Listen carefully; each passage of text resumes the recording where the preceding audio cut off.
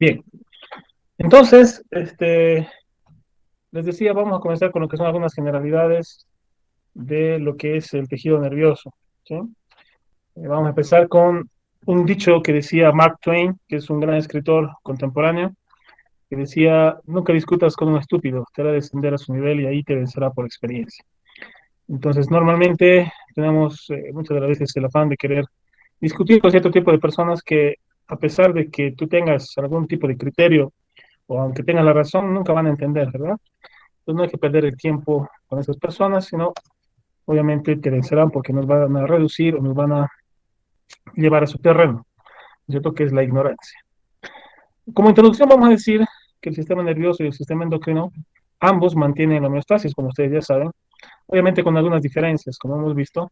El sistema nervioso va a actuar con rapidez, van a ser cuestión de milésimas de segundo, y pues normalmente sus efectos también son muy rápidos, desaparecen, y el sistema nervioso va a utilizar los impulsos nerviosos, que como vamos a ver, son nada más que despolarización de la membrana, y obviamente esto produce un efecto en las células. También el sistema nervioso endocrino, perdón, el sistema endocrino, como sistema también va a regular lo que es la homeostasis, obviamente lo hace con más lentitud. Normalmente este sistema puede actuar horas, días, inclusive meses o años, causando cambios en lo que es el organismo, y lo va a hacer a través de unas sustancias que las vamos a conocer como hormonas.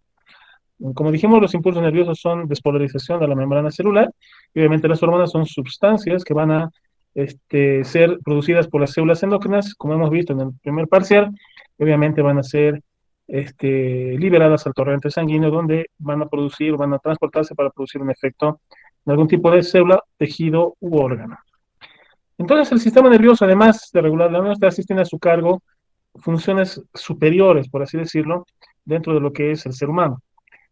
Lo que nos diferencia de los animales es principalmente que tenemos cierto tipo de imaginación, creatividad, ¿no es cierto?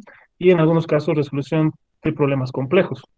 Pero en general, el sistema nervioso compartimos con lo que es el reino animal, por ejemplo, la memoria, sentimientos, percepciones, recuerdos, y el sistema nervioso obviamente va a iniciar movimientos que son los movimientos voluntarios, en algunos casos también va a regular funciones autonómicas a través del sistema nervioso autónomo. La neurología, que es en realidad la ciencia que va a estudiar a lo que es el sistema nervioso, deriva de dos palabras etimológicas, como es neuro, que viene de neurón, que es nervio, y logos, obviamente, estudio o tratado. El médico quien se encarga o el especialista que se encarga de poder evaluar y poder estudiar el sistema nervioso es el neurólogo, ¿no es cierto? Obviamente, este neurólogo va a especializarse en todo lo que es el sistema nervioso, y cuando el sistema nervioso debe ser operado o es algún tipo quirúrgico, ahí entra en escena otro especialista que es el neurocirujano. Entonces hay que diferenciar el neurólogo, que es un médico especialista clínico, que estudia y se especializa en el diagnóstico y tratamiento de trastornos del sistema neuromuscular, mientras que un neurocirujano se especializa en el tratamiento quirúrgico de todo lo que es el sistema nervioso. Dos especialidades completamente diferentes, pero que obviamente tienen mucho que comparten, ¿no? O campos que comparten. Generalidades del sistema nervioso. Vamos a decir que el sistema nervioso es uno de los sistemas más pequeños del organismo. Tan solo pesa 2 kilogramos, siendo en promedio, en una persona promedio, representando el 3% del peso corporal total. A pesar de ser tan pequeño, el sistema nervioso es el más complejo de todos los 11 sistemas y aparatos del organismo. Ahora, si ustedes buscan en el Internet, van a poder, en mis tiempos era 11, hoy en día se reconocen 13 y algunos libros hablan hasta de 15 sistemas, ¿no es cierto? Entonces, para que ustedes puedan tener un poquito de curiosidad y averiguar cuáles serán esos 11, 13 o 15 sistemas que la literatura menciona. Pero decir que el sistema nervioso es el sistema más pequeño, pero además de pequeño es el más complejo, y que actualmente no conocemos absolutamente el 100% de todo lo que el sistema nervioso funciona o las funciones que tiene el sistema nervioso. El sistema nervioso ha de consistir o va a conformarse en una red muy organizada, muy compleja, muy intrincada de neuronas y células gliales. Básicamente, el sistema nervioso se compone de neuronas y las células de la glía, que son las que van a darle las características, la protección, la nutrición y muchas otras cosas a las neuronas, que vamos a ver a continuación como tema introductorio. Las estructuras del sistema nervioso. Las estructuras del sistema nervioso, vamos a tener una de las más principales, que es el encéfalo, que dentro del encéfalo vamos a contener aproximadamente 100.000 millones de neuronas, o por así decirlo, 100 billones de neuronas. Y obviamente el encéfalo ha de constar principalmente de lo que es la corteza cerebral, el diencéfalo y el tallo cerebral, ¿no? Juntamente con lo que es el cerebelo. Todo este corte que estamos viendo, que es un corte sagital, todo este corte que estamos observando acá, pues es lo que comprende el encéfalo. Entonces, el cerebro es solamente una parte del encéfalo. Cuando hablamos de cerebro, de corteza cerebral, solamente estamos hablando de este segmento, de lóbulos, de circunvoluciones, ¿no es cierto? Que ustedes han revisado, han visto en anatomía. Entonces, es incorrecto decir que el encéfalo es igual al cerebro. El cerebro solamente es una parte del encéfalo, como estamos viendo acá. Obviamente tenemos el diencéfalo, el tallo cerebral y el cerebelo. Y todas estas cuatro estructuras van a componer lo que es el encéfalo en sí. Otra composición o estructuras que tiene el sistema nervioso son los nervios craneales. Estos nervios craneales, como ustedes bien saben, desde anatomía tienen su origen, ¿no es cierto? Dependiendo del lugar, por ejemplo, el uno y el 2, que son el nervio olfatorio y el óptico, van a tener su origen fuera de lo que es el encéfalo, mientras que a partir del 3 al 12 van a tener su origen a nivel de lo que es el encéfalo propiamente dicho. Obviamente son estructuras que conectan centros superiores y tienen una porción sensitiva y una porción motora y algunas veces una porción mixta, ¿no es cierto? Como el vago, por ejemplo, que ha de prestar sus fibras a lo que es el sistema autónomo. Entonces, eso, por ejemplo, ustedes lo han ido revisando en lo que es anatomía y pues obviamente en fisiología también vamos a revisar un poquito más acerca de estos nervios craneales, que como ustedes bien saben, desde la anatomía tienen un origen aparente, un origen real, tienen orificios de salida y obviamente estructuras que inervan y centros reguladores o centros de origen de cada par craneal. La médula espinal, que como ustedes saben es una estructura que es cilíndrica, un poco aplanada en sentido anterior-posterior, que presenta en un corte transversal este tipo de estructuración, ¿no? La sustancia gris por fuera y la sustancia blanca por dentro, que tiene esta forma o apariencia de una H, perforada acá en el centro por el conducto epididimario, como ustedes ya bien lo saben. Y obviamente esto no es nada más que, por así decirlo, la estación, ¿no es cierto?, la interconexión entre los nervios periféricos y lo que es el encéfalo. Este, como ustedes saben, está contenido dentro del conducto o agujero o foramen vertebral, ¿no es cierto?, de cada vértebra de la columna vertebral. De la médula espinal también se originan 31 pares de nervios izquierdos y 31 pares de nervios derechos, que son conocidos como los nervios espinales o los nervios raquídeos, que principalmente se encargan de transmitir señales motoras o de recibir información sensitiva, que obviamente van a ser transportadas hacia la médula, siempre en un sentido superior, ¿no es cierto?, cuando hablamos de sensitividad, y de un sentido inferior cuando hablamos, o descendente, cuando hablamos de lo que es la función motora. Ganglios nerviosos también es un tipo de estructura del sistema nervioso. Como ustedes saben, el sistema nervioso está conformado por el sistema nervioso simpático, parasimpático, dentro de lo que es el autónomo. Entonces tenemos, por ejemplo, estos ganglios, que vamos a tener dos tipos de cadenas ganglionares, de ganglios autónomos, que son estructuras que estamos viendo acá, que van a contener normalmente neuronas o interneuronas que van a relacionar la información sensitiva y motora, y obviamente un segmento posterior que va a ser netamente motor, ¿no es cierto? Estos ganglios van a inervar diferentes estructuras que hemos ido viendo también en el primer parcial. Cuando hablábamos, por ejemplo, de manifestaciones gástricas o de otro tipo de manifestaciones, hemos ido hablando también de estos ganglios que también intervienen en lo que es el control del sistema nervioso. El plexo entérico, o los plexos entéricos, es una red nerviosa, ¿cierto?, que va a inervar a todo lo que es la musculatura de lo que es el tubo digestivo. Como ustedes saben, el tubo digestivo presenta músculo y presenta glándulas que han de estar coordinadas y van a estar reguladas por los plexos entéricos, que dependen también de lo que es el sistema nervioso. Entonces, el sistema nervioso también contiene, además del sistema nervioso autónomo, contiene el sistema nervioso entérico, que como dije, se encarga de inervar las estructuras del tubo digestivo y esto permite que exista lo que se conoce como peristaltismo o el movimiento muscular escalonado, secuencial, de todo el tubo digestivo que permite el proceso de la digestión. Obviamente, este plexo entérico también ha de controlar lo que son las secreciones a nivel de lo que es el tubo digestivo. Eso vamos a ver en temas posteriores. Otro tipo de estructura que también tiene el sistema nervioso son los receptores sensitivos. A nivel de lo que son los órganos y tejidos, tanto internos como externos, tenemos diferentes tipos de receptores, que en algunos casos pueden ser una sola célula o puede ser un conjunto de células que van a estar monitorizando cambios, alteraciones, ¿no es cierto?, de las funciones de todos los órganos y de todos los tejidos. ¿No? Entonces tenemos, por ejemplo, los varoreceptores, tenemos los termorreceptores, los nociceptores. Son diferentes tipos de receptores sensitivos que están especializados para poder detectar algún tipo de estímulo específico. Obviamente tendrá mayor o menor distribución en los diferentes tipos de regiones corporales, que eso ustedes lo han visto muy bien cuando han visto anatomía. Algunas de las funciones que el sistema nervioso tiene, principalmente es la función sensitiva.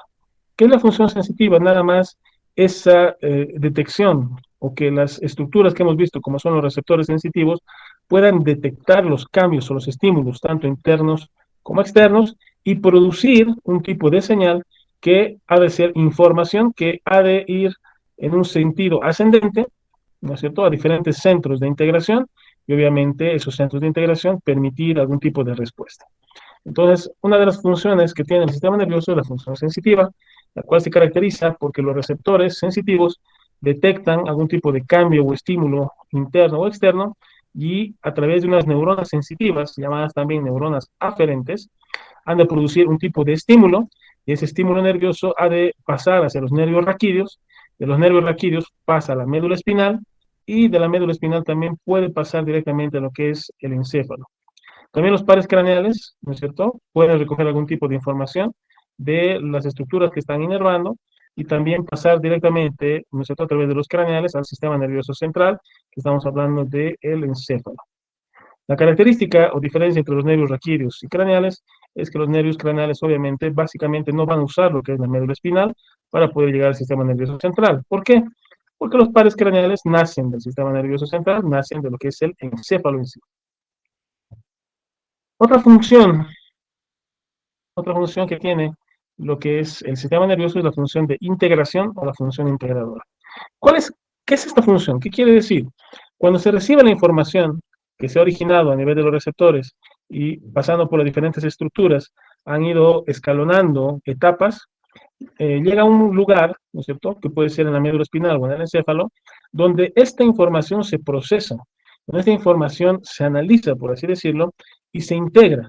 Normalmente esta información puede producir dos cosas, o produce una respuesta inmediatamente, o también, además de la respuesta, puede producir algún tipo de información. Es decir, puede no solamente generar una respuesta, sino también puede generar algún tipo de memoria en la cual si se vuelve a presentar ese estímulo, pues el cuerpo ya sabría cómo reaccionar ante ese tipo de estímulo, ¿no? Produciendo una respuesta determinada que obviamente puede ser motora, o sea, muscular, o algún tipo de secreción glandular. La respuesta entonces del sistema nervioso puede ocasionar un movimiento neuromuscular o podría ocasionar en todo caso algún tipo de secreción glandular. Esta función integradora es muy importante porque cuando llega esta información o este estímulo informativo o aferente, cuando llega a segmentos superiores del encéfalo, ya nosotros podemos llamar a esto percepción. ¿Qué es la percepción? En realidad la percepción ha de ser cuando un estímulo se hace consciente. Por ejemplo, algún ruido que te despierta, un olor, ¿no es cierto? Que tú lo sientes y dices, ah, bueno, están cocinando esa comida que me gusta, o, por ejemplo, algún otro tipo de información, pero como el dolor también, ¿no es cierto? Como el dolor que cuando llega a segmentos corticales o a segmentos encefálicos superiores, esta información se hace consciente y a esto se llama percepción. Hay muchos estímulos sensitivos que normalmente no llegan hasta segmentos encefálicos superiores y por lo tanto nunca se hacen de todo conscientes. Por ejemplo, el tema de la temperatura. Nunca tú vas a saber a qué temperatura más o menos, o a qué temperatura está el cuerpo, a qué temperatura está el ambiente. En algunos casos, por ejemplo, no puedes saber el grado de contracción muscular, cuánto está tu presión arterial, o hay algunos tipos de estímulos o información que a veces no es consciente, pero se puede hacer consciente. Por ejemplo, cuando tú estás sentado, en este momento tú estás sentado en tu escritorio o en tu mesa, etcétera, y por ejemplo no tienes conciencia de lo que es la presión de los pies, por ejemplo. Pero en este momento que te estoy diciendo acerca de los pies, tal vez tú recién se ha vuelto consciente de la sensación que tenía la prensión de las piernas, la posición, o si sentías algún tipo de picazón, dolor, etc. Entonces, es muy importante esta función integradora y los mecanismos por los cuales se integra esta información. Como les decía, en el momento en que esta información se vuelve consciente, pues ya estamos hablando de percepción. ¿Y esto de qué depende? Depende de que esta información pueda llegar hasta segmentos encefálicos superiores. Estoy hablando netamente de la corteza cerebral. Si un estímulo no llega esa información hasta la corteza, nunca se hace consciente. Entonces, hay muchas funciones sensitivas que no son conscientes o no podemos hacerlas conscientes, ¿no es cierto? Porque no existe el mecanismo correspondiente, porque eso sería demasiada información para el cerebro y obviamente causaría estrés y causaría, por así decirlo, una sobrecarga a lo que es la función integradora. Entonces, hay cierto tipo de sensaciones que nunca se hacen conscientes o se hacen conscientes en algún momento determinado. Esta función integradora, ¿no es cierto?, es muy importante y obviamente también están a cargo las células básicas del sistema nervioso, como son las neuronas, y estas neuronas que participan en esta función integradora las vamos a denominar interneuronas. Y son neuronas que están causando integración, por eso se llaman las interneuronas. Una vez que estas interneuronas han podido evaluar la información y han podido producir algún tipo de respuesta, vamos a decir que el sistema nervioso puede generar esta respuesta, como les decía, motora. Estas neuronas que van a producir la respuesta, sea motora o glandular, vamos a llamarles neuronas motoras o neuronas eferentes, porque van a producir una señal eferente o de respuesta. Normalmente esta información va a través de centros eferentes o centros motores a nivel de lo que es el encéfalo, llevan esta información hacia la médula espinal, de la médula espinal por los nervios raquídeos hacia los músculos o las glándulas. Y obviamente también pueden intervenir lo que son los nervios craneales. Entonces, básicamente podemos decir que la función nerviosa puede dividirse en función sensitiva, función integradora y función motora. Y para cada una de estas funciones hay estructuras determinadas. La función sensitiva necesita de receptores sensitivos, la función integradora necesita de las interneuronas y la función motora va a necesitar de neuronas motoras. En algunos libros van a encontrar que se le llama motoneuronas. No vaya a creer que son neuronas en moto, todas cosas, no. Son neuronas que van a producir efectos motores o eferentes, por eso se le llama motoneuronas. ¿Sí? Son estas neuronas que van a hacerse cargo de lo que es la respuesta al estímulo provocado primeramente con la función sensitiva. Vamos a ver una clasificación del sistema nervioso, que para mí es una clasificación muy simple y es muy didáctica, como es la división o organización del sistema nervioso, que lo vamos a dividir en dos segmentos grandes, que son el sistema nervioso central y el sistema nervioso periférico. El sistema nervioso central va a constar, como les decía, del encéfalo y la médula espinal, todo lo que esté en el centro del organismo, en el eje central, va a ser el sistema nervioso central, que comprende al encéfalo y a la médula espinal, y el sistema nervioso periférico, que va a contener todas las otras estructuras que están fuera del sistema nervioso central. Estamos hablando de los nervios espinales, estamos hablando de los ganglios autónomos, del plexo entérico y de los receptores sensoriales. Una división también interesante, ¿no es cierto? Una división interesante es aquella que puede dividirse también al sistema nervioso periférico en tres. Recordemos que el sistema nervioso central se divide en encéfalo y médula espinal. El sistema nervioso periférico, que presenta estas estructuras, puede dividirse también en subsistemas. Hemos hablado del sistema nervioso somático, del sistema nervioso autónomo y del sistema nervioso entérico. El somático, estamos hablando de recepciones sensoriales especiales, como por ejemplo la olfacción, el tacto, la propiocepción. El sistema nervioso autónomo, todo lo que son las funciones autonómicas que van a estar a cargo del sistema nervioso autónomo, el simpático y el parasimpático. El sistema nervioso entérico, que como habíamos visto al principio de la clase, es este sistema que está dentro del tubo digestivo y que se encarga principalmente de la contracción muscular, tipo peristáltica, y de la secreción glandular. Obviamente, el sistema nervioso central ha de coordinar todos los otros sistemas subsistemas de lo que es el sistema nervioso periférico y resto de estructuras y funciones. Entonces, el sistema nervioso central va a ser principalmente el centro o el lugar o el sistema integrador y donde se ha de producir tanto la memoria, coordinación, análisis y respuesta correspondiente a través de lo que son los impulsos nerviosos.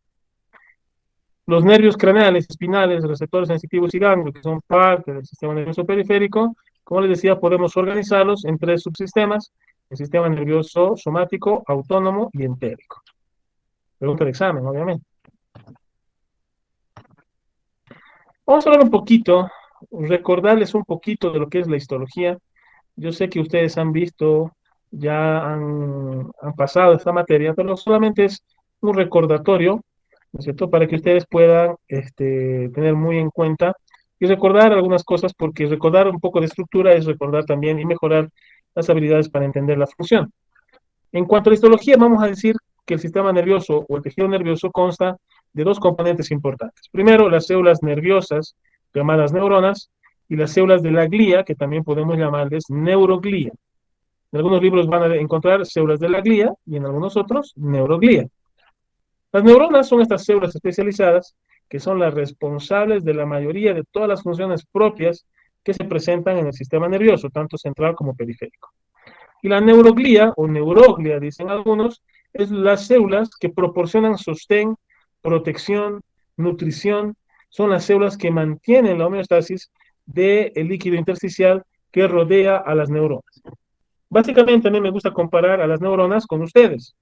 Ustedes son células que se están especializando, que están estudiando, que están cambiando, que presentan cierto tipo de funciones, y la neuroglía serían sus padres, ¿no es cierto? Que les dan sostén, les dan apoyo, les dan nutrición. ¿Para qué? Para que ustedes puedan asumir un trabajo más especializado. El ser médico es una profesión bastante importante y obviamente necesitan de estudios y un cambio. Ya no pueden ser las mismas personas que antes. Van a darse cuenta que ustedes van a empezar a cambiar en muchos aspectos, en madurar tal vez más rápido, en entender y comprender lo que es la vida. Y eso te ayuda a ampliar algunas capacidades mentales, por ejemplo, inclusive resolutivas. Pero para poder llegar a ese punto de especialización, como tienen las neuronas, necesitan de células que también les aporten este sostén, esta protección, esta nutrición, este equilibrio. Y a eso son las células llamadas de la neuroglía, que a mí me gusta asemejarlo a los papás, ¿no es cierto? Ellos son los que se encargan de que tú puedas realizar las funciones por las cuales tú estás queriendo convertirte en médico. Las neuronas, como ustedes saben mejor que yo, son estas células especializadas que van a presentar algún tipo de excitabilidad eléctrica, tienen la capacidad de responder a los estímulos e inclusive convertirlos, este tipo de estímulo, convertirlo también en lo que es un potencial de acción, ¿no es cierto?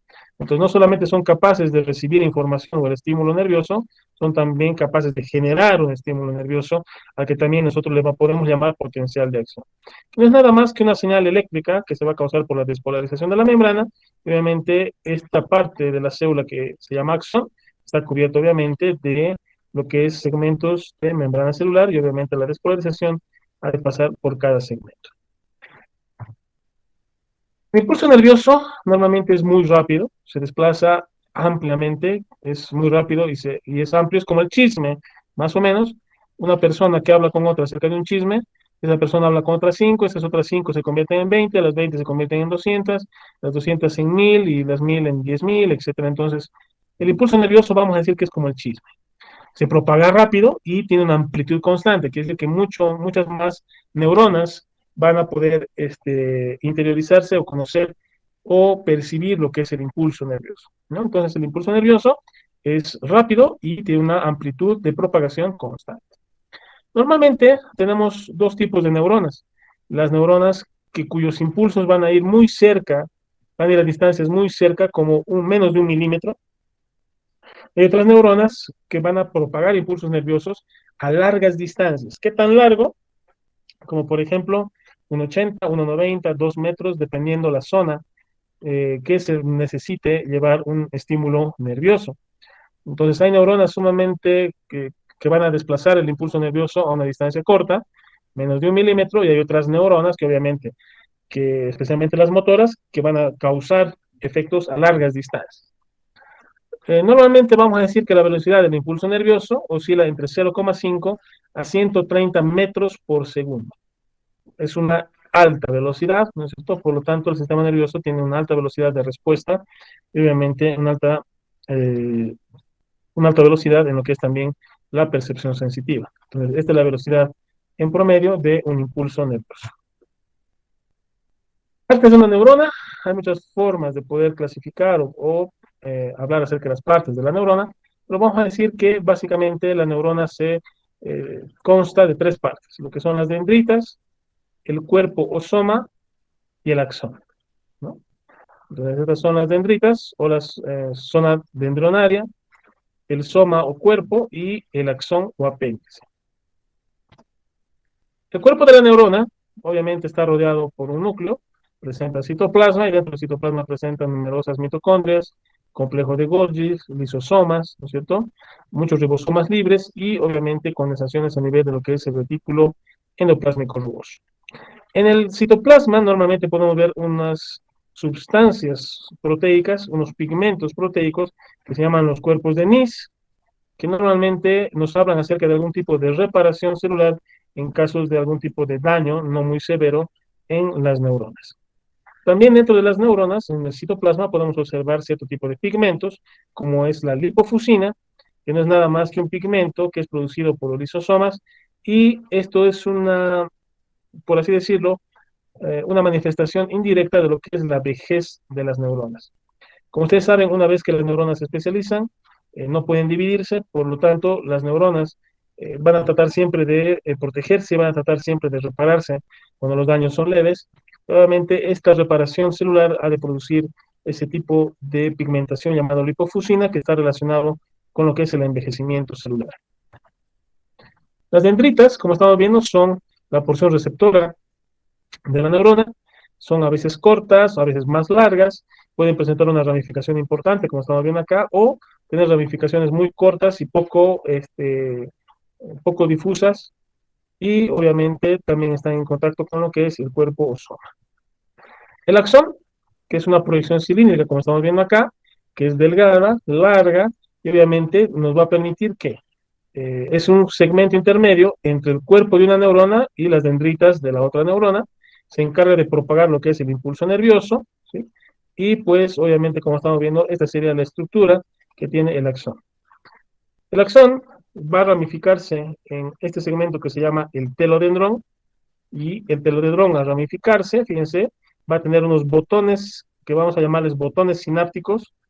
Y esto es muy importante que lo comprendan, que lo recuerden, porque cuando hablamos de sinapsis, vamos a entender que son estos segmentos del telodendrón, que son los botones sinápticos, los que van a entrar en contacto con lo que son las células o las glándulas a las que van a estimular.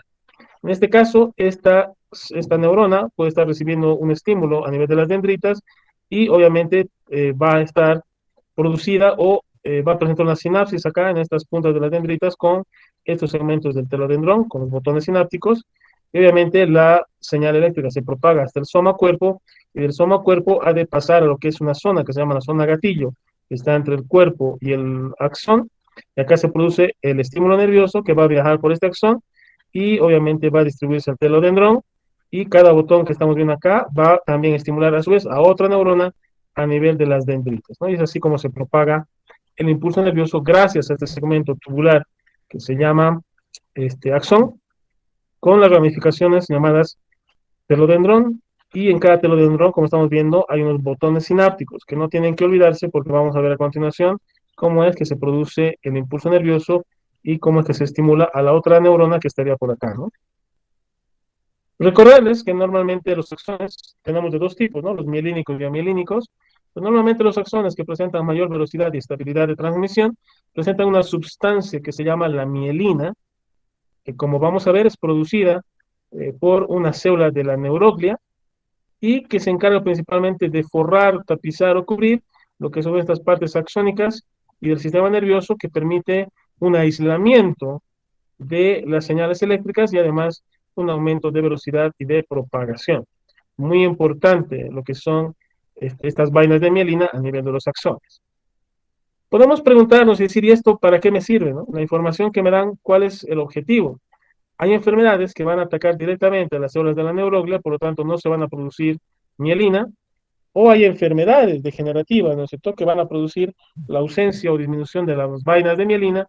¿Y qué es lo que causa esto? Pues obviamente el ralentecimiento de la comunicación eléctrica y obviamente alteraciones en lo que es la funcionabilidad del sistema nervioso. Entonces es muy importante entender los segmentos y las funciones que cumple cada segmento, porque eso me va a ayudar al momento de entender patología clínica, ¿no es cierto?, o patología quirúrgica en su momento determinado.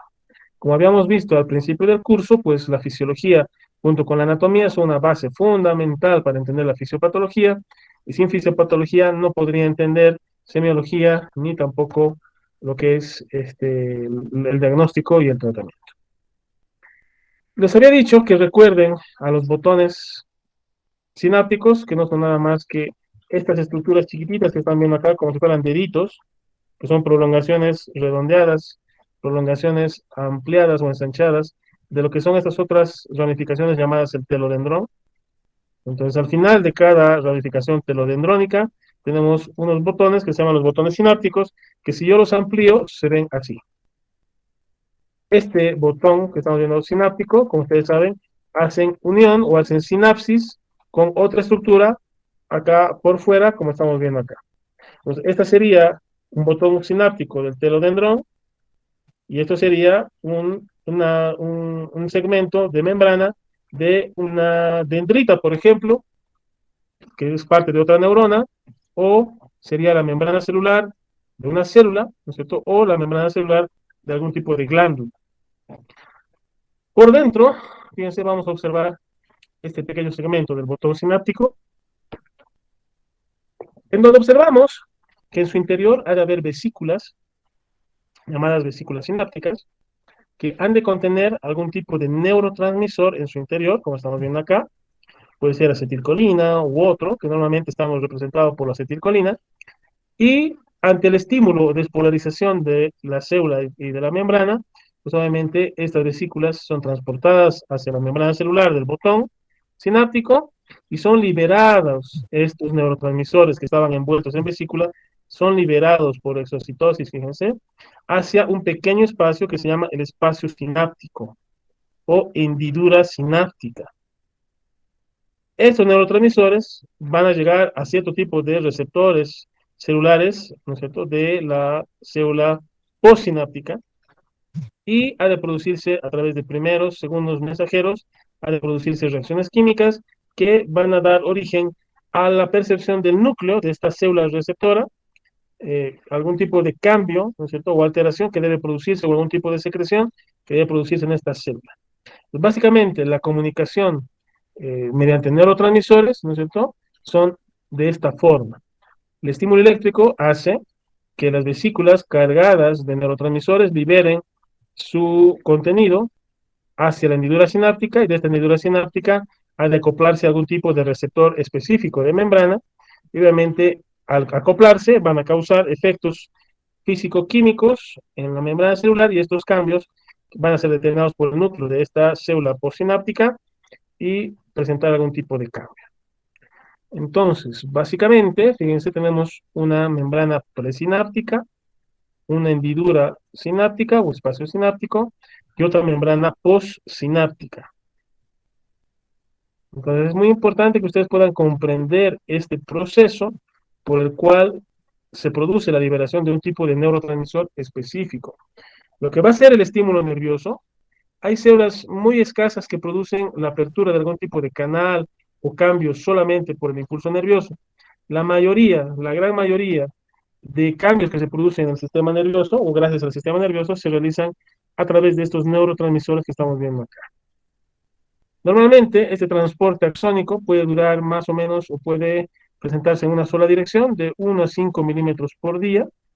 Y en casos, por ejemplo, de transporte axónico rápido, que puede presentarse tanto en este sentido como en este sentido, normalmente son transportes axónicos rápidos que oscila la velocidad de transmisión en 200 a 400 milímetros por día. Entonces, importantísimo que ustedes comprendan cómo funciona esto de la secreción de los neurotransmisores para más adelante poder ver cosas un poco más específicas. Doctor, una pregunta, disculpe que le Sí, interrumpa. adelante.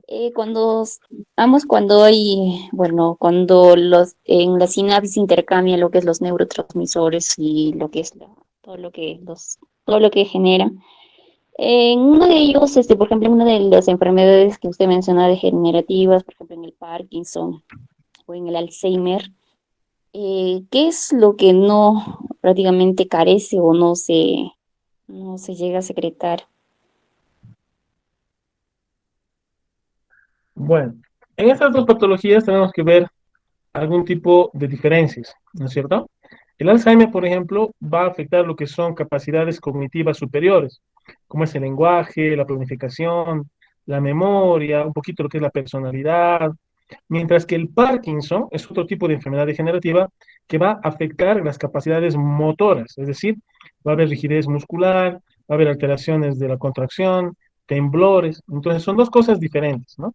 Básicamente podemos decir que el Alzheimer va a producir alteraciones de las funciones, mientras que el Parkinson va a alterar lo que son las funciones motoras. Entonces, en el caso, por ejemplo, del Parkinson, cuando hablamos de procesos, por ejemplo, fisiopatológicos, tendríamos que hablar que se va a degenerar en el Parkinson las neuronas, principalmente dopaminérgicas, ¿no es cierto?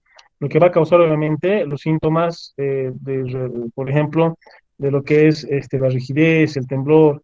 En realidad va a haber una degeneración de lo que es el sistema de neurotransmisores dopaminérgicos en cierto tipo de estructuras cerebrales.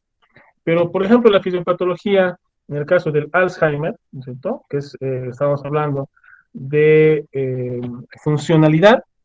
Normalmente, la fisiopatología del Alzheimer es algunos otros tipos de pérdidas de esta sinapsis. No es que estén mal los neurotransmisores, sino que esta hendidura sináptica normalmente va a presentar un tipo de atrofia, se pierde este contacto, existen depósitos o bloqueos acá en este segmento que van a causar la alteración y la destrucción de esta unión.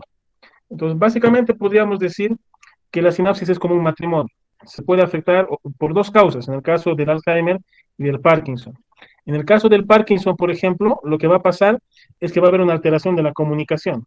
El esposo y la esposa no se comunican adecuadamente, y estamos hablando de los neurotransmisores, ¿no es cierto?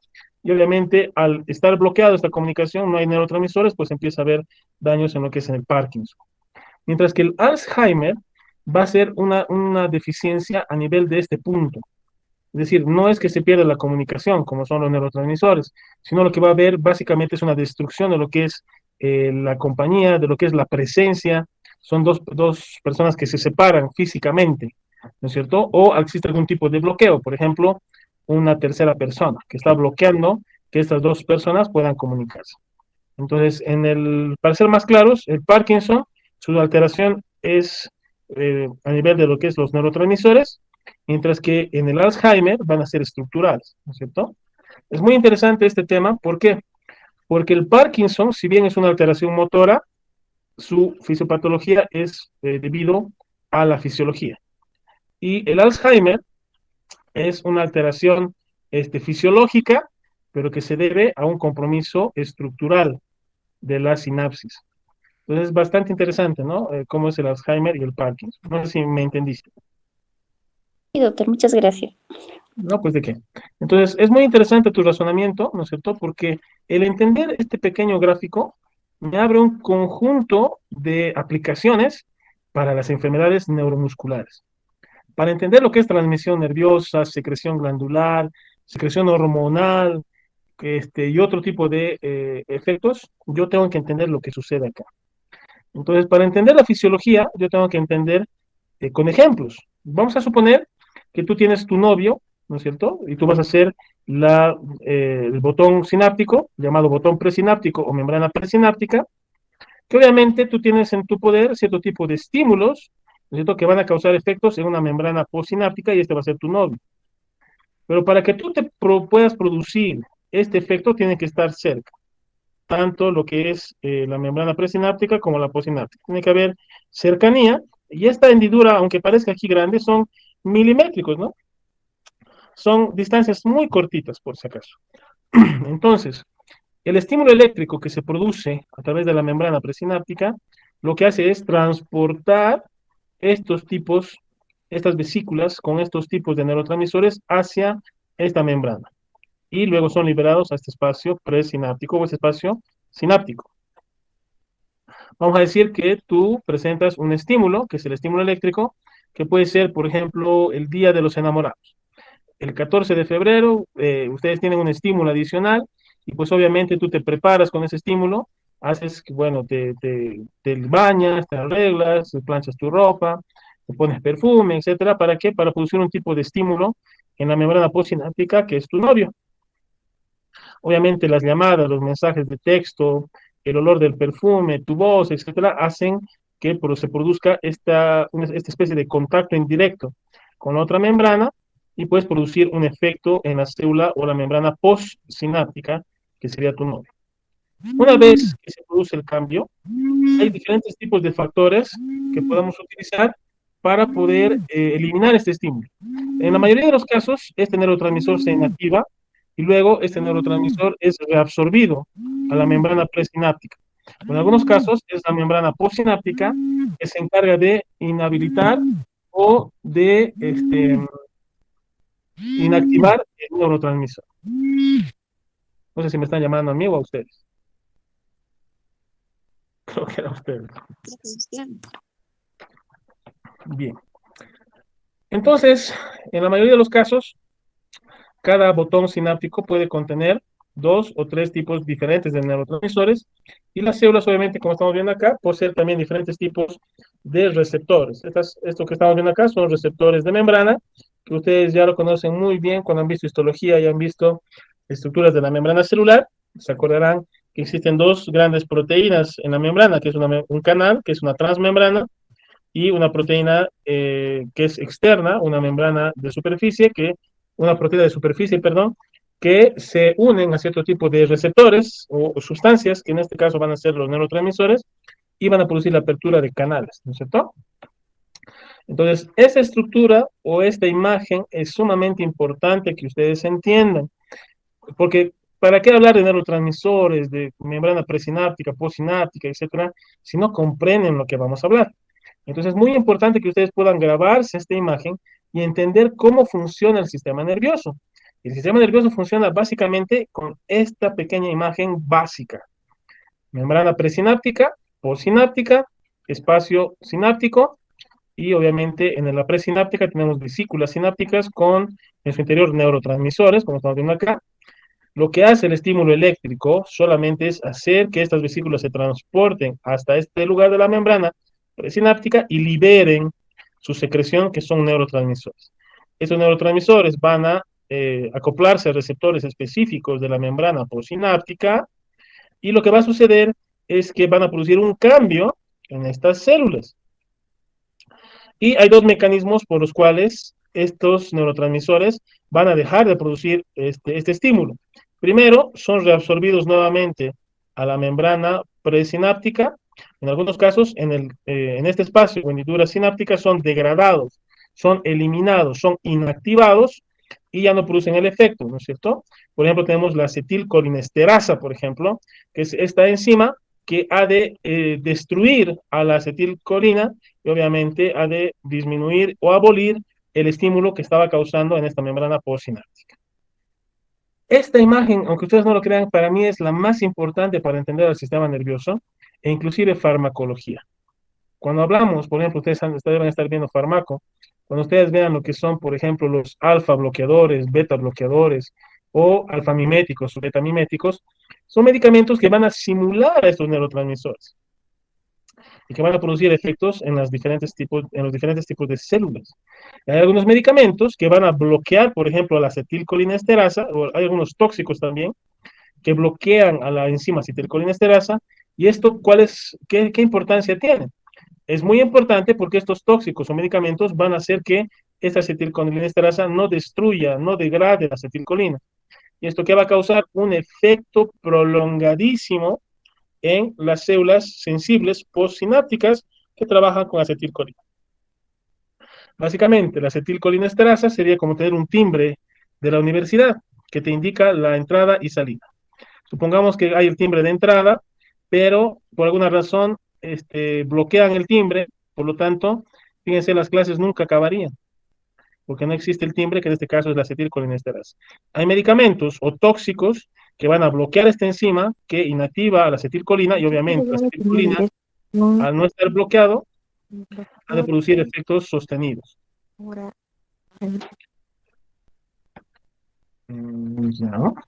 Les voy a pedir, por favor, que puedan apagar su micrófono. Grace, Por tu favorcito. audio. ¿Perdón? Es de la compañera Grace que apague su audio. Y por favorcito, me confunden. Por favorcito, inactiven su audio. Así vamos a poder continuar. Creo que quería preguntar algo. A ver.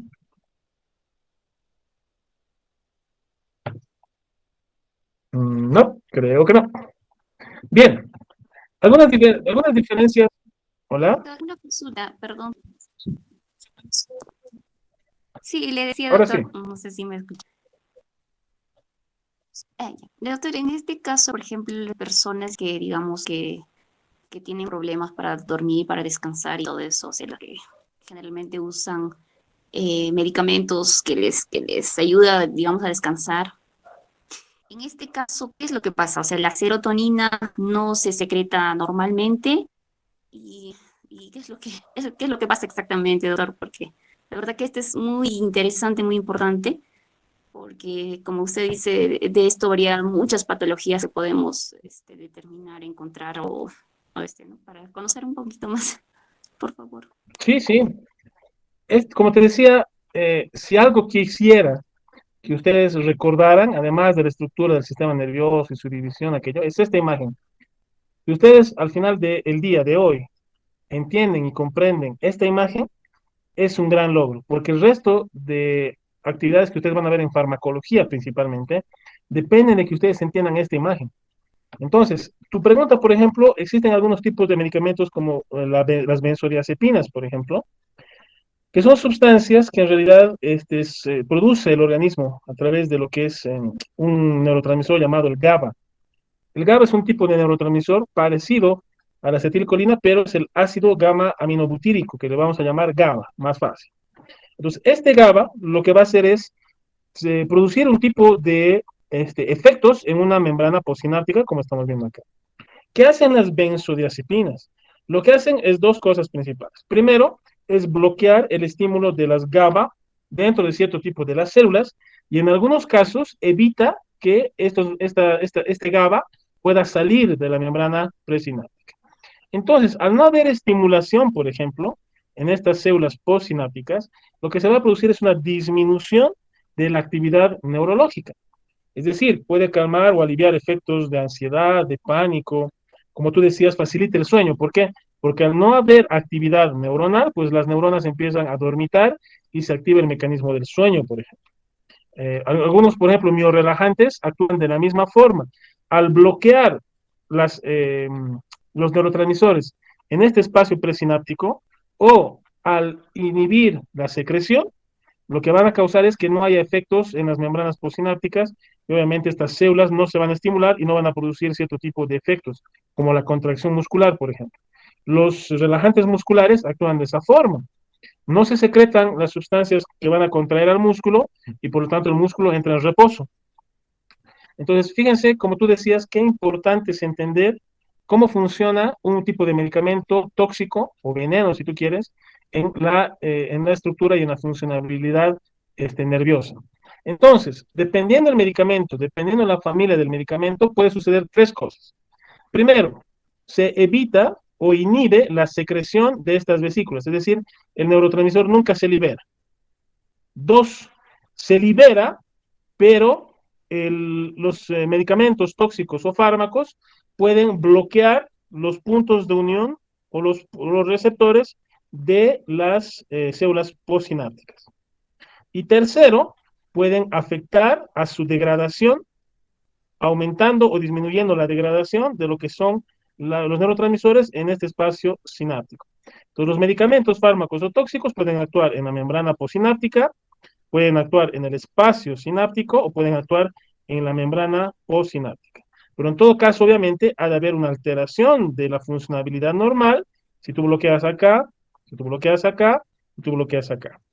Obviamente eso en farmacología ustedes van a ver, por ejemplo, cuando hablan de efectos dopaminérgicos, efectos, por ejemplo, nicotínicos, etcétera, o inclusive cuando hablen acerca de alfa bloqueantes o beta bloqueantes o bloqueantes mixtos, van a entender las diferencias. Pero básicamente, como te digo, vamos a obtener efectos presinápticos a nivel de la hendidura sináptica o postsinápticos, ¿no? En todo caso va a haber una alteración dependiendo del fármaco, tóxico, medicamento y obviamente qué es lo que tú esperas. Bien, ¿alguna pregunta más? Creo que alguien levantó su manito. ¿Es posible? Doctor, Sí, adelante. Hola, puede existir bloqueo y bloqueo de sistema de los neurotransmisores. así es, claro que sí, puede haber un bloqueo, sí. ¿Y por Por qué ejemplo, como te ocurre o decía, cómo? ya, vamos a hacer de cuenta, o vamos a poner un ejemplo de que tú eres la membrana o el botón presináptico que estamos viendo acá, que contiene los neurotransmisores, ¿sí? Hay un espacio que existe que va a ser la calle, ¿no es cierto? De la casa de tu enamorada, ¿no? Hay un espacio que se llama la calle o la acera, y acá se encuentra la puerta, que obviamente tiene estos botoncitos o estos receptores que vamos a denominarles timbres. Entonces, puede suceder tres cosas. Si yo no quiero que haya esta estimulación, si yo no quiero que vayas a la casa de tu enamorada a través de la calle y la acera y que toques la puerta para que ella se dé cuenta que tú estás afuera.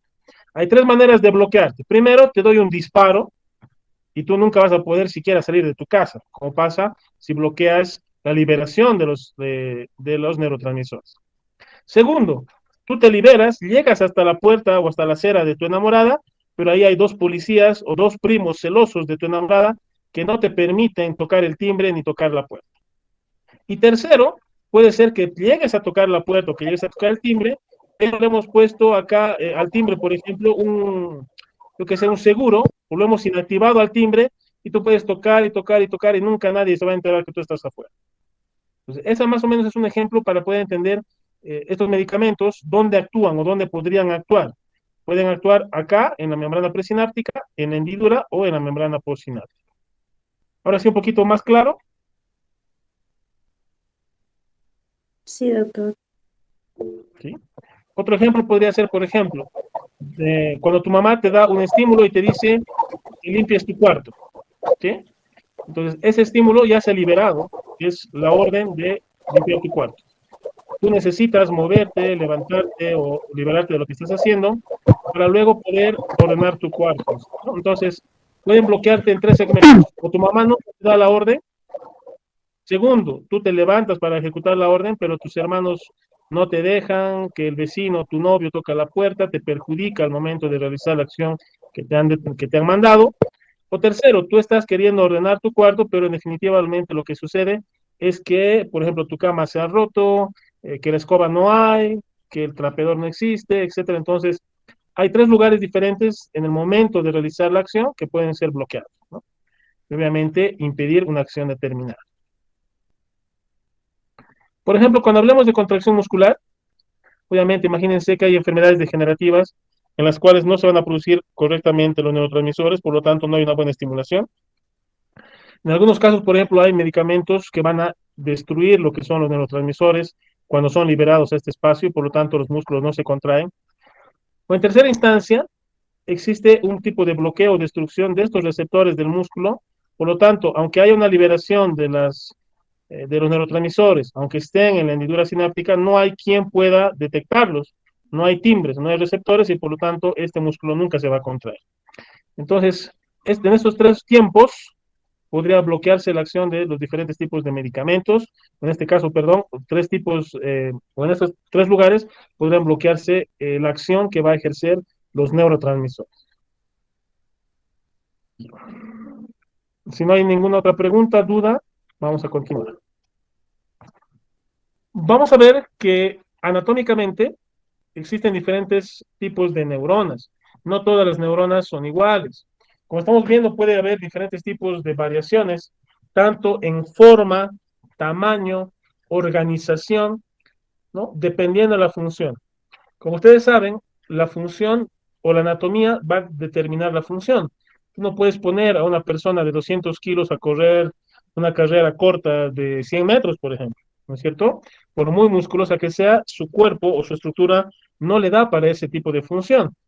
Es lo mismo que no vas a poner a un, no sé, a una persona de unos 50 con 40 kilos a pelear en la UFC contra monstruos que pesan más de 100 kilos, ¿no es cierto? Entonces, la estructura, en todo caso, ha de determinar también el tipo de función.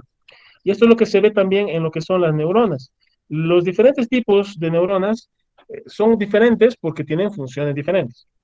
Si bien tienen formas y tamaños diferentes, vamos a decir que el cuerpo, ¿no es cierto?, de las neuronas presenta más o menos una constante entre 5 a 135 micras. Entonces hay neuronas con un cuerpo muy chiquito y otras neuronas con un cuerpo más grande. El patrón de las ramificaciones de las neuronas son variados, pueden ser, como estamos viendo acá, en forma de árbol o disposición arbórea. Pueden ser también estas, por ejemplo, que presenta primero una dendrita única. Estas son muchas dendritas que salen del cuerpo. Esta es una sola dendrita que sale del cuerpo y esta dendrita se ramifica. Y en otros casos, fíjense, el axón está unido con la dendrita y el cuerpo no es nada más que un apéndice. Básicamente es como si el cuerpo solamente estuviera dependiendo del axón y las dendritas se encuentran unidas al axón, no al cuerpo. Entonces, por ejemplo, este tipo de neuronas que son las clásicas, vamos a llamarle como neurona multipolar. Esta es la neurona bipolar, ¿no es cierto? Una función sensitiva y directo motora. Y esta es una función unipolar, que solamente tiene un sentido. No es como esta que recibe y propaga información, no. Esta solo ha de recibir la información correspondiente o ser una sola estación de tránsito, ¿no? El estímulo pasa directo de estas dendritas hacia el axón, ¿no es cierto? Directamente. No hay un circuito de ida y vuelta. Otro tipo de clasificación, fíjense, como les decía, estas neuronas multipolares que tienen la estructura característica, dendritas que salen del cuerpo, un axón, realmente el telodendrón con los botones sinápticos que estamos viendo acá, como los deditos, y estas son estructuras o neuronas propias, por ejemplo, de la médula espinal y del encéfalo.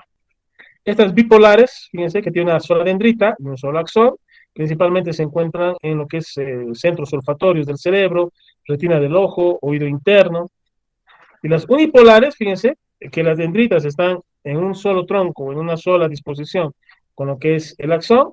Normalmente estas neuronas unipolares se ve en estructuras o tejidos embrionarios, es decir, son como neuronas inmaduras, y en otro lugar donde se las observa son a nivel de los ganglios, de los nervios craneales y de los nervios espinales. Estas son neuronas especiales, que se llama las células de Purkinje y las células piramidales. Estas se encuentran en el cerebelo y estas se encuentran en la corteza cerebral. Como ustedes ven, por ejemplo, acá tenemos un tronco de la cual salen o emergen dos grandes dendritas y estas dendritas producen una ramificación bastante extensa, como si fuera una hierba, por así decirlo, una mata, y presentan un axón que es sumamente ramificado, ¿no? Entonces, estas son las células de Purkinje, y fíjense, estas son las células piramidales, forma más o menos piramidal, y que a nivel de sus extremos nacen dendritas propias, y estas se ramifican en mayor o en menor grado, y su axón o su telodendrón no es muy ramificado a comparación de lo que son las células de Purkinje. Entonces, estas dos son tipos de estructuras neuronológicas, por así decirlo, especiales. Vamos a ver la neuroglía. Ya hemos visto las neuronas, ahora veremos un poquito acerca de la neuroglía. Recuerden que son las células de sostén, las células protectoras de las neuronas, que lo vamos a asemejar a nuestros papás, ¿no? Que nos permiten estudiar medicina. Entonces, la neuroglía, su estructura vamos a decir que va a tener un tamaño menor que las neuronas, pero a pesar de ser más pequeñas que las neuronas, son más abundantes. Vamos a decir que las neuroglías, las células de neuroglía son 5 a 50 veces más numerosas que las neuronas. Es decir, las neuronas son más pequeñitas, digo más grandes, las neuroglías son más pequeñitas, pero estas son más abundantes, de 5 a 50 veces más numerosas que las neuronas. Algunas de las funciones de la neuroglía son responsables de la mitad del volumen del sistema nervioso central, es decir, más de la mitad de lo que es esos 2 kilos del sistema nervioso central, aproximadamente 1.1, 1.2 kilos corresponden a células de la glía. Participan en todas las actividades del tejido nervioso. Estas células de la neuroglía, como son células básicas, estas se reproducen o se dividen o se multiplican cuando las neuronas mueren. Cuando una neurona muere, es reemplazado ese espacio por células de la neuroglía. Esta neuroglía tiene una capacidad, perdón, una característica que quiere decir que no generan ni propagan ningún tipo de potencial de acción. Solo las neuronas son capaces de producir y propagar los potenciales de acción, los impulsos nerviosos. La neuroglía no. Y esta neuroglía, al ser células básicas, se multiplican y se dividen en el sistema nervioso ya maduro, cosa que no pasa con las neuronas. Como ustedes saben, las neuronas no se dividen por ninguna razón, pero la neuroglía sí. Esta neuroglía sí puede dividirse ya en un sistema nervioso maduro. Vamos a decir que son 6 tipos de células de la neuroglía. 4 se encuentran en el sistema nervioso central y 2 se encuentran en el sistema nervioso periférico.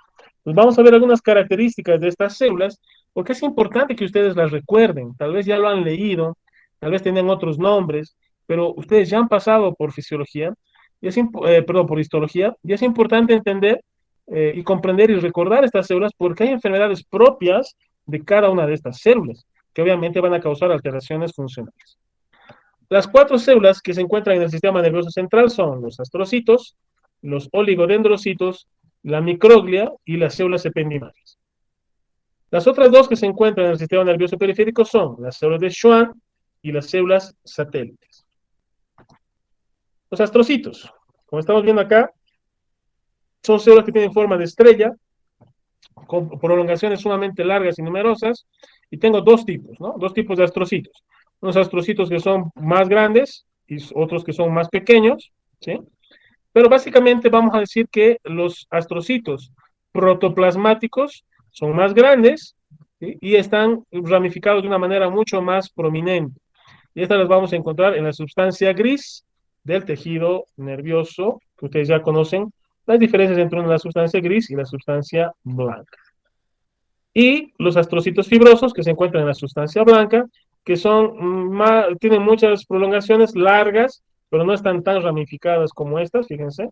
Son ramificaciones más bien largas, sí, pero no tan ramificadas, y obviamente sus cuerpos son más pequeños, y estos se encuentran en la sustancia blanca. ¿Cuáles son las funciones de estos astrocitos?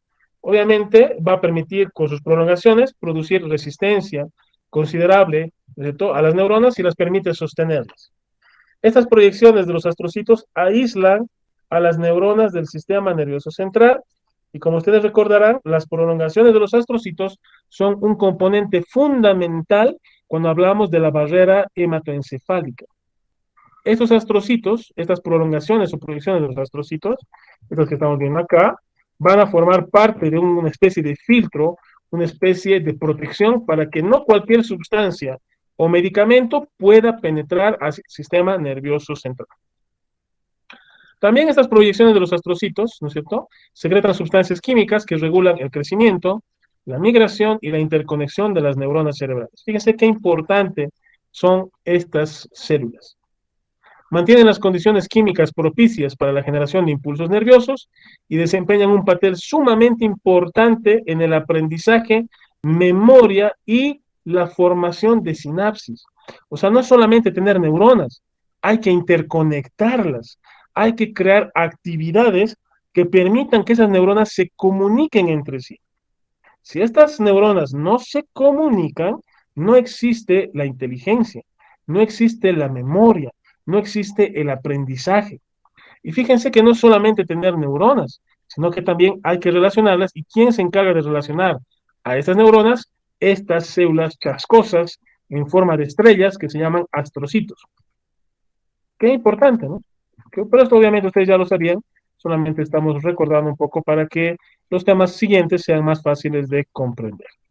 Tenemos otras células de la microglia dentro del sistema nervioso central que son los oligodendrocitos. Como ustedes ven, son estas estructuras que estamos viendo acá. Son como los astrocitos, más o menos parecidos, con prolongaciones, pero más pequeñitos, y son responsables de la formación y mantenimiento de la vaina de mielina en el sistema nervioso central. Hay enfermedades degenerativas que van a destruir a estos oligodendrocitos y obviamente no va a haber sustancia blanca o mielina a nivel de lo que es el sistema nervioso central. ¿Qué produce esto? Alteraciones en la conducción de impulsos nerviosos, ralentecimiento de esta propagación de impulsos y degeneración, obviamente, de las estructuras cerebrales. Es como si los cables de luz de tu auto, de tu moto, de tu casa, no tuvieran cinta aislante y estuviera el metal pelado haciendo contacto, por así decirlo, con otras estructuras y obviamente van a causar cortocircuitos. Entonces, esta mielina, que es esta sustancia proteico grasosa, se va a encargar de cubrir a las estructuras y va a darles protección, nutrición y además va a ser aislante eléctrico, por así decirlo, y pues obviamente su función es sumamente importante. ¿Quién produce la mielina dentro del sistema nervioso central? Estas células llamadas oligodendrocitos. La microglia, ¿sí? La célula de la microglia, ¿no es cierto? Que podemos verla acá, por ejemplo, ¿no es cierto? Estas células que están pendientes acá son escasas, tienen escasas prolongaciones y normalmente van a mandar una especie de espinitas dentro de lo que es el sistema nervioso. ¿Y para qué me sirve? Primero, elimina restos celulares que se forman en el desarrollo normal del sistema nervioso y fagocitan microorganismos y tejido nervioso dañado. La microglia, por así decirlo, va a ser como si fuera segmentos de reciclaje, van a ser las células que van a devorar a lo que son los restos celulares o los microorganismos que llegan a penetrar hacia el sistema nervioso central. Y por último, el cuarto tipo de células de la microglia, perdón, cuatro células de la neuroglia, el cuarto tipo del sistema nervioso central son las células ependimales o del ependio. Son células pequeñas que pueden ser cuboideas o cilíndricas que van a estar distribuidas en las microvellosidades y los cilios. Cuando ustedes han visto, ¿no es cierto? Cuando ustedes han visto, por ejemplo, anatomía, cuando ustedes han visto anatomía, han hecho cortes y han observado lo que son algunas cavidades en el sistema nervioso central. Por ejemplo, el tercer ventrículo y los ventrículos laterales. Y ustedes saben que existe un líquido, tanto por dentro como por fuera, que se llama líquido cefalorraquídeo. Este líquido cefalorraquídeo que se forma y que está acá dentro, en los plexos coroideos de los ventrículos laterales y del tercer ventrículo, han de ser producidos por estas células ependimales o del ependio. Entonces van a tapizar los ventrículos cerebrales y el conducto central de la médula espinal, producen, monitorizan, contribuyen a la composición, formación y análisis y forman parte de la barrera hematocefálica, siempre hablando del líquido cefalorraquídeo. Producen, monitorizan y contribuyen a la circulación del líquido cefalorraquídeo en el sistema nervioso central. Y obviamente, otra función es formar parte fundamental de la barrera hematoencefálica, la cual, como ustedes saben, es una barrera que está compuesta por el endotelio vascular y los segmentos o células del sistema nervioso central que evitan el ingreso de cierto tipo de sustancias hacia el sistema nervioso central. Entonces, esas son las cuatro células de la neuroglia que están en el sistema nervioso central: los astrocitos, los oligodendrocitos, la microglia y las células ependimales o del ependio. Vamos a las dos células que se encuentran a nivel del sistema nervioso periférico. Dos células de la neuroglia, obviamente, que se encuentran en el sistema nervioso periférico. La primera son las células de Schwann, que lo que van a hacer estas células de Schwann es el trabajo que hacen los oligodendrocitos en el sistema nervioso central. Es decir, van a producir la mielina en el sistema nervioso periférico. Normalmente, una sola célula de Schwann rodea, ¿no es cierto?, alrededor de 20 o más axones amielínicos y participa en la regeneración del axón. Es decir, si bien el sistema nervioso central no puede repararse, pero sí hay un segmento, una porción que puede repararse de la neurona, que estamos hablando del axón. El axón es el único segmento que puede regenerarse y por lo tanto estas células de Schwann permiten la regeneración axónica en el sistema nervioso periférico, ¿sí?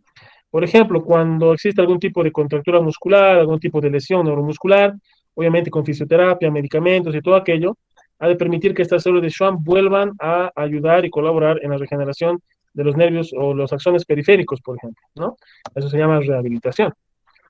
Las células satélite son células que estamos viendo acá, aplanadas, que se encuentran en los ganglios del sistema nervioso, dan soporte estructural y obviamente son filtros que van a permitir el intercambio de sustancias entre el líquido intersticial y las células o los cuerpos de estas neuronas ganglionares a nivel de los ganglios del sistema nervioso periférico. La mielinización. La mielinización es el proceso por el cual sean las células de Schwann o los oligodendrocitos en el sistema nervioso central, van a permitir la cobertura de esta sustancia lipoproteica que va que va a revestir a los axones y a las estructuras de los cuerpos neuronales y que permite, como les decía, protección, nutrición, aislamiento eléctrico y obviamente un aumento en la propagación de velocidad de la señal eléctrica. La sustancia gris, como ustedes saben desde histología, no es nada más que los cuerpos de las neuronas. Donde exista sustancia gris en el encéfalo o médula espinal, quiere decir que están reunidos ahí los cuerpos de las neuronas. Por los diferentes tipos de pigmentos, especialmente los cuerpos de Nis que hemos visto al principio de la clase, esta toma una pigmentación oscura. Por lo tanto, cuando tú encuentres algún segmento de sustancia gris en lo que es el encéfalo o médula espinal, ahí tienes que imaginarte que están todos los cuerpos de las neuronas. Y la sustancia blanca lo que representa son las porciones axónicas. Todos los axones que vienen de estas neuronas están pasando por la sustancia blanca. Y es blanca, obviamente, gracias también a lo que es la acción de esta proteína lipídica, que es la mielina. Como estamos viendo acá, en este corte, fíjense en este corte coronal o frontal, podemos observar que la sustancia gris en el encéfalo se encuentra por fuera y la sustancia blanca está por dentro. Obviamente tenemos algunas islas de sustancia gris en el centro. Esto es el diencéfalo. Mientras que en la médula espinal, fíjense, la sustancia blanca está por fuera y la sustancia gris está por dentro, ¿no? Entonces, donde haya sustancia gris, estamos hablando de cuerpos o somas de las neuronas. Y donde veamos sustancia blanca, estamos hablando de la porción de los axones, que normalmente son mielínicos. Fíjense cómo transcurre o cómo va a propagarse lo que son las señales eléctricas y los estímulos nerviosos. No se preocupen que esto es un tema introductorio para lo que vamos a ver en los siguientes temas. Tenemos que entender bien lo que es el impulso nervioso, lo que es la integración, todo aquello, porque esto nos va a servir para entender el tercer parcial, que vamos a hablar acerca de, obviamente, el sistema nervioso somático, ¿no? Que son los estímulos dolorosos, vamos a hablar acerca de lo que es la olfacción, de lo que es la visión, etcétera, etcétera. Entonces, es nomás necesario entender muy bien estos pequeños conceptos. Entonces, fíjense cómo se produce un estímulo determinado, ¿no es cierto? En este caso, de receptores, propioceptores, que están sintiendo el lápiz. Esta información ha de pasar, fíjense, a través de los nervios periféricos hacia el brazo posterior de lo que es el nervio raquídeo, pasa o ingresa a la médula espinal, y la médula espinal por diferentes haces que ustedes han debido ver en anatomía, que el haz espinotalámico, que el haz corticobulbar, etcétera, diferentes tipos de tractos y haces, pasa esta información hacia segmentos superiores, como estamos viendo acá, la interneurona, pasa a lo que es el tálamo óptico, que es la subestación de los impulsos, y se hace consciente al llegar a cierto tipo de segmentos de la corteza cerebral. En la corteza cerebral se integra, se analiza, y estas neuronas van a mandar una respuesta a través de los axones y otra vía, que es la vía motora, que normalmente pasa por la rodilla externa de los tálamos, que ustedes conocen muy bien, pasan estas vías motoras y luego va a través del brazo o anterior o cordón anterior de la médula espinal, ha de pasar hacia el brazo anterior del nervio raquídeo, y fíjense cómo esta información motora llega a los músculos, y los músculos van a presionar de una manera adecuada el lápiz para poder producir algún tipo de escritura, por ejemplo, o dibujo. Entonces, este es el ciclo sensitivo, que es ascendente, y ese es el ciclo motor, que es descendente, por lo cual el impulso nervioso viaja, ¿cierto? Tanto ascendente como descendente, para producir algún tipo de acción determinada. Entonces, es importante que ustedes comprendan estos segmentos o recuerden estos segmentos que ustedes ya han visto en anatomía para que podamos entender las repercusiones que pueden causar no solamente los receptores, sino los nervios periféricos, enfermedades de la médula espinal o algunos trastornos, por ejemplo, a nivel del encéfalo, que eviten que estos estímulos puedan integrarse o que la respuesta motora pueda salir del encéfalo. Vamos a ver también en los temas posteriores cómo funciona el tema del estímulo nervioso, cómo es que se liberan los neurotransmisores. Vamos a ver que hay diferentes tipos de producción de potencial de membrana, que este potencial de membrana normalmente puede estar causado por alteraciones en la polaridad de las membranas gracias al intercambio de electrolitos.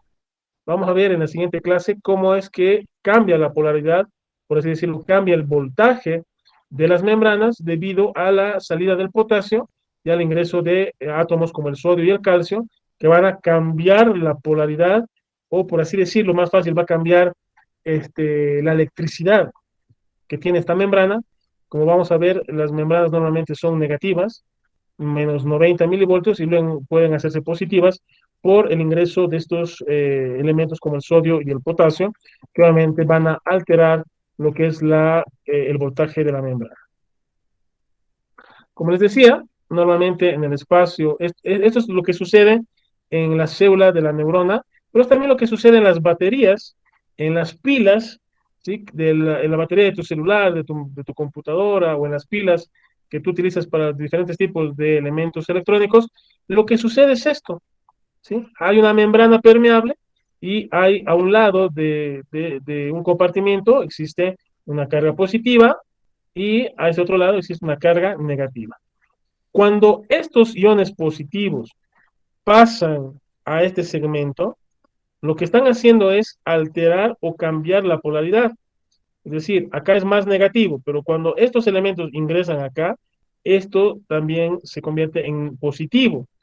Entonces llega a haber una salida, por así decirlo, de electrones, que en todo caso va a causar reacciones diferentes, y en el caso de las pilas, por ejemplo, ha de causar un estímulo eléctrico. Básicamente, nosotros funcionamos igual que una batería. La alteración de estos electrolitos, el ingreso del sodio y del calcio, por ejemplo, lo que va a causar es la salida del potasio, y que este interior se vuelva más positivo. Al alterarse esta polaridad, lo que va a causar es que toda la membrana empiece a cambiar la polaridad por el ingreso de estas sustancias, de estos elementos atómicos, de estos iones. La polaridad o el potencial de una membrana en reposo es de menos 40 a menos 90 milivoltios. Quiere decir que el interior suele ser, o la membrana suele ser, más negativa que positiva. Cuando existe alguna alteración, ¿no es cierto?, o permeabilización, lo que pasa es que se vuelve más positivo y llega a la membrana a estar entre más 5 y menos 100 milivoltios. Pero en algunos casos se ha reportado que el potencial puede ir hasta más 10 milivoltios. Es decir, de ser muy negativo, la membrana pasa a ser muy positiva. Y este cambio de polaridad se hace constante, ¿no?, en todos los segmentos, como si fuera una cadena de ajedrez, por el ingreso de los electrolitos positivos al interior de la célula. Pero eso lo vamos a ir viendo un poquito más a detalle, cómo sucede, por qué sucede y qué cambios se producen en la siguiente clase. Más o menos para que podamos entender lo que sucede en las neuronas, ¿no es cierto? Esto es lo que sucede, fíjense, el paso de sustancias positivas o negativas en uno u otro compartimiento. Doctor, en caso de un miastenia gravis, creo que es una enfermedad autodegenerativa nerviosa. En este caso, ¿qué es lo que pasa, doctor? Pero no te escuché muy bien. ¿En qué caso? Doctor, en caso de un miastenia gravis, ¿crees que es una enfermedad autodegenerativa, doctor? Y fisiológicamente, ¿cómo se le puede explicar? ¿Qué es lo que pasa, doctor? Normalmente la miastenia gravis, como tú decías, es una enfermedad autoinmune neuromuscular. Lo que va a causar es que va a existir una especie de bloqueo. Es decir, a nivel de lo que es la hendidura o el espacio presináptico, va a existir un bloqueo en el sitio de liberación del neurotransmisor. Como les había dicho, dependiendo de las enfermedades y las alteraciones, o no existe la liberación, existe un bloqueo, o existe aquí la inhabilitación de lo que son los receptores, ¿no? Entonces, en el caso de la miastenia gravis, por ejemplo, se va a causar de un bloqueo a nivel del espacio o de la hendidura presináptica, perdón, de hendidura sináptica, ¿no? Eso es lo que va a causar, obviamente, los trastornos de la miastenia gravis, pero es en este segmento de la hendidura sináptica. Doctor, ¿y cuáles son los signos y síntomas del paciente que va a presentar? Bueno, la miastenia gravis principalmente se va a caracterizar por lo que es una contracción muscular generalizada, ¿no es cierto? Primero va a haber una debilidad a nivel de los músculos de las extremidades, y obviamente al no poder existir lo que es la correcta estimulación de los músculos, lo que va a causar es que estos músculos no puedan contraerse. Como tú sabes, los músculos no solamente participan en el movimiento, sino también participan en lo que es la respiración, en lo que es el habla, por ejemplo, la deglución, participan en lo que es también el peristaltismo, en la digestión. Entonces, esta miastenia gravis obviamente es mortal, ¿no es cierto? ¿Por qué? Porque va a alterar todas las funciones corporales, porque en muchos lugares tenemos lo que son músculos, que tienen obviamente diferentes tipos de funciones, ¿no? Entonces, al bloquearse este espacio sináptico, no se produce la contracción muscular correspondiente y empieza a haber primero una debilidad, flacidez, alteraciones en las estructuras musculares, disminución de la respiración y obviamente el paciente muere por un paro respiratorio primero y luego un paro cardíaco. Doctor, ¿y Sí, o sea, afecta esto tanto al músculo liso y al músculo esquelético, doctor? sí, claro que sí. Claro que sí. Llega a afectar, recordar que el músculo esquelético y el músculo cardíaco son similares, ¿no es cierto? En el caso del músculo liso, obviamente puede llegar a afectar, quizá no en tanta medida, pero lo que más me interesa dentro de lo que es la musculatura es la musculatura estriada, ¿no? Que la tenemos, por ejemplo, en músculos como el diafragma, el mismo corazón es un músculo estriado, entonces esas son las características más preocupantes, por así decirlo, ¿no? Bien. Entonces, vamos a ver en el transcurso de los temas también otros tipos de enfermedades neuromusculares, porque no solamente son esas, no son muchas. Por ejemplo, la neurodistrofia, que tiene que ver más que todo con lo que son alteraciones a nivel de lo que son las células musculares en sí, y algunas otras enfermedades importantes, vamos a irlas viendo y comentando, para que podamos entender que todo lo que leamos en fisiología me sirve para entender procesos fisiopatológicos que lo vamos a ver en las especialidades, por ejemplo.